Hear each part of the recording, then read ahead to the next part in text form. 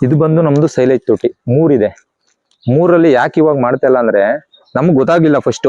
ಅದೇ ಹೇಳದ್ನಲ್ಲ ನಿಮ್ಗೆ ನಾವು ಸ್ವಲ್ಪ ಗೊತ್ತಾಗ್ದಿಲ್ಲ ಅಂತ ಇವಾಗ ಸ್ಟಾರ್ಟ್ ಮಾಡ್ತೀವಿ. ಮತ್ತೆ ನಾವೀಗ ಬ್ಯಾಗಲ್ಲಿ ಮಾಡ್ಕೊಂತ ಅಂತಿದೀವಿ. ಇಲ್ಲೇನಂದ್ರೆ ನಾವು 10 ಅಡಿ ಡೀಪ್ ಮಾಡ್ಕೊಂಡ್ಬಿಟ್ಟು 5 ಅಡಿ ಅಗಲ 10 ಅಡಿ ಡೀಪು. ನಮ್ಗೆ ಗೊತ್ತಾಗ್ಲಿಲ್ಲ, ಇದು ಯಾರೋ ಹೇಳಿದ್ನು ಅಂಡರ್ಗ್ರೌಂಡ್ ಲೆವೆಲ್ ಅಲ್ಲಿ ಮಾಡ್ಕೊಂತಾರೆ ಅಂತ ನೋಡಿ ಮಾಡ್ದು. ನಮ್ದು ಇಲ್ಲಿ ಪಕ್ಕದಲ್ಲಿ ಕಬ್ಬಿದೆ, ಕಬ್ಬಿಗೆ ನೀರ್ ಕಟ್ಟಾಗ ಏನಾಗುತ್ತೆ ನಮ್ಗೆ ಸೀಪೇಜ್ ಆಗ್ಬಿಡ್ತಾ ಇದೆ. ಸೀಪೇಜ್ ಆಗ್ಬಿಡ್ತಾ ಇದೆ. ಸೊ ಇದು ಏನು ನಮ್ಗೆ ಏನಾಗ್ತದೆ ಮೇವು 2 ಸಲ ಮಾಡೋದು ನಾವು, 2 ರಿಂದ 3 ಸಲ ಫುಲ್ಲು ತೊಟ್ಟಿ 10 ಟನ್ ಇಡ್ಸುತ್ತೆ ಇದು. 3 ತೊಟ್ಟಿಯಿಂದ 10 ಅಡಿ ಆಳ ಇದೆ, 5 ಅಡಿ ಅಗಲ ಇದೆ, 3 ಸೇಮ್ ಇದೆ 3 ತೊಟ್ಟಿನೂ. ಏನಾಯ್ತಂದ್ರೆ ಮೇವು ಕೊಳಿಯಕ್ ಸ್ಟಾರ್ಟ್ ಆಗುತ್ತೆ ಕೆಳಗಡೆ. ಹಂಗಾಗಿ ನಮ್ಗೆ ಸ್ವಲ್ಪ ಇದು ಉಪಯೋಗ ಇಲ್ಲ ಅಂತ ಆಯ್ತು. ಈಗ ಅದಕ್ಕೇನೆ ಏನ್ ಮಾಡಮ್ಮ ಅಂತ ಈ ಕೃಷಿ ಹೊಂಡ ಒಳಗೆ ಟಾರ್ಪಲ್ ಕೊಡ್ತಾರೆ. ಆ ಟೈಪ್ ಅಲ್ಲಿ ಇದಕ್ಕೆ ಟಾರ್ಪಲ್ ಮಾಡ್ಕೊಂಡು ನೆಕ್ಸ್ಟ್ ಈ ತರ ಸ್ಟಾರ್ಟ್ ಮಾಡ್ಬೇಕು ಅನ್ಕೊಂಡಿದೀವಿ. ನೀವು ಟಾರ್ಪಲ್ ಹಾಕದ್ಮೇಲೆ ನೀರು ಸಿಪ್ಪೇಜ್ ಬಂದ್ರೆ ಒಳಗಡೆ ಬರಲ್ಲ? ಒಳಗಡೆ ಬರಲ್ಲ, ಅದು ಬೇರೆ ಟಾರ್ಪಲ್ ಗಳಲ್ಲಿ ಬಂದ್ಬಿಡುತ್ತೆ. ಬೇರೆ ಟ್ರೈ ಮಾಡೋದು ಅದನ್ನು ಕೂಡ ಅದ್ರಲ್ಲಿ ಬಂದ್ಬಿಡುತ್ತೆ. ಆದ್ರೆ ನಿಮ್ಗೆ ಕೃಷಿ ಹೊಂಡದಲ್ಲಿ ಬರುವಂತ ಟಾರ್ಪಲಿನಲ್ಲಿ ಬರಲ್ಲ, ಯಾವುದೇ ಕಾರಣಕ್ಕೂ ನೀರು ಒಳಗಡೆ ಬರಲ್ಲ. ಈಗ ಅದಕ್ಕೇನೆ ಅವ್ರು ಕಾಂಟ್ಯಾಕ್ಟ್ ಮಾಡಿ ಈ ಅಳತೆ ಕರೆಕ್ಟ್ ಆಗಿ ಬ್ಯಾಗ್ ತರ ಮಾಡಿಸ್ಬಿಡೋಣ ಅಂತ ನಾವು ತೀರ್ಮಾನ ಮಾಡಿದ್ವಿ. ಈಗ ಇನ್ ಕೇಸ್ ಅದ್ ಹಾಕದ್ಮೇಲೆ ಏನಾದ್ರು ಸಿಪ್ಪೇಜ್ ವಾಟರ್ ಕಂಟ್ರೋಲ್ ಆಗೋದು, ಬಟ್ ಬಂದೇ ಬರ್ತದೆ. ಅದು ಹೊರಗಡೆ ಇರ್ತದೆ, ಮಾಯಿಶ್ಚರ್ ಏನ್ ಒಳಗಡೆ ಬರಲ್ಲ. ನಿಮ್ಗೆ ಪ್ರಾಬ್ಲಮ್ ತೊಂದ್ರೆ ಇಲ್ಲ.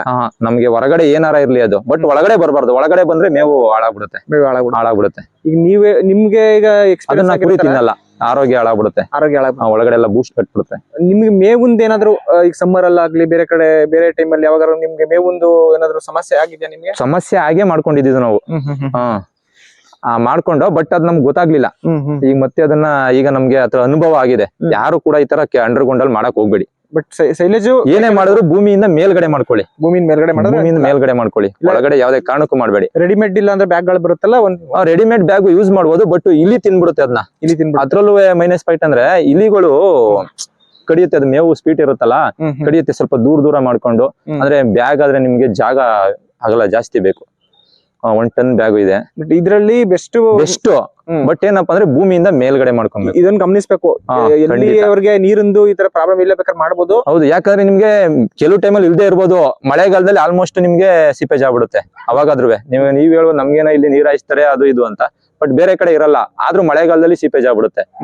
ಅದು ಒಂದು ಮೈನಸ್ ಪಾಯಿಂಟ್ ಆಯ್ತು. ಅದೊಂದು ಮೈನಸ್ ಪಾಯಿಂಟ್. ನೀವೇನಿದ್ರು ಭೂಮಿಯಿಂದ ಮಾಡ್ಕೊಳ್ಳೋದು ತುಂಬಾ ಅನುಕೂಲ, ತುಂಬಾ ಒಳ್ಳೇದು. ಜಾಗ ವೇಸ್ಟ್ ಆದ್ರೂ ಪರವಾಗಿಲ್ಲ, ಅದು ಉಪಯೋಗಕ್ಕೆ ಬರುತ್ತೆ. ಹೌದು. ಈಗ ನಮ್ಗೆ ಇದು ನೋಡಿ, ನಮ್ಗೆ ಎಷ್ಟು ಇದಾಗ್ತಾ ಇದೆ ಅಂದ್ರೆ ನೀರು ಎಷ್ಟು ತುಂಬಿದೆ ಅಂತ ನೀವೇ ನೋಡಿ. ಏನಿಲ್ಲ, ಈ ಬೇಸಿಗೆನಲ್ಲಿ ಹೆಚ್ಚು ಕಮ್ಮಿ ಒಂದು 3 ಅಡಿಯಷ್ಟು 3 ಅಡಿ ಮೇಲ್ ತುಂಬಿದೆ ನೀರು ತುಂಬಿದೆ. ಹೌದು. ಇಂತ ಬೇಸಿಗೆಲೆ ಹಿಂಗ್ ತುಂಬಿದೆ ಅಂದ್ರೆ ಮಳೆಗಾಲದಲ್ಲಿ ಫುಲ್ ತುಂಬಿಡುತ್ತೆ ಇದು. ಹೌದು. ಅದಕ್ಕೋಸ್ಕರ ಯಾರು ಕೂಡ ನೀವು ಭೂಮಿಯಿಂದ ಒಳಗಡೆ ಮಾಡಬೇಡಿ ಅಂತ, ಭೂಮಿಯಿಂದ ಮೇಲ್ಗಡೆ ಮಾಡ್ಕೊಳ್ಳಿ. ನಾವು ಮಾಡಿರಂಗೆ ತಪ್ಪು ನೀವು ಮಾಡಕ್ ಹೋಗ್ಬೇಡಿ. ಈಗ ಇಲ್ಲಿ ಒಟ್ಟು ಎಷ್ಟು ಜಮೀನು ಇದೆ ಸರ್? ಇಲ್ಲಿ 2 ಎಕರೆ ಇದೆ. 2 ಎಕರೆ ಇದೆ. ಏನ್ ಈಗ ನೀವು ಇಲ್ಲಿ ಮೇಜರ್ ಬೆಳೆ ಬೆಳೆದಿರೋದು? ಈಗ ಬಾಳೆ ಮಾಡಿದೀವಿ. ಬಾಳೆ ಮಾಡಿದೀವಿ. ಯಾವ್ದು ವೆರೈಟಿ ಇದು? ಏಲಕ್ಕಿ ಎಲ್ಲ ಕಂಪ್ಲೀಟ್ ಏಲಕ್ಕಿನೇ ಹಾಕ್ಬಿಟ್ಟಿದ್ರಾ? ಕಂಪ್ಲೀಟ್ ಏಲಕ್ಕಿನೇ. 2 ಕಡೆನೇ ಏಲಕ್ಕಿ ಒಳಗಡೆ ತಗಣಿ ಮಾಡ್ಬಿಟ್ಟಿದೀವಿ. ತಗಣಿನ ಈಗ ಅಂದ್ರೆ ಕಳೆ ಬರ್ಲಿ ಮಲ್ಚಿಂಗ್ಗೆ, ಮತ್ತೆ ಆದ್ರೆ ಕಾಳು ಆಗ್ಲಿ ಅಂತ ಉದ್ದೇಶಕ್ಕೆ. ಎಷ್ಟು ಗಿಡಗಳಿದಾವೆ ಒಟ್ಟು? 600 ಇದೆ ಸರ್. 600 ಗಿಡಗಳು. 600 ಇದೆ, 2 ಸೈಡ್ ಇಂದ ಸೇರಿ 600 ಇದೆ. ಕೆಳಗಡೆ ರಾಗಿ ಮಾಡ್ಕೊಂಡಿದೀವಿ. ಅದು ಮನೆಗೆ ರಾಗಿ ಭತ್ತ.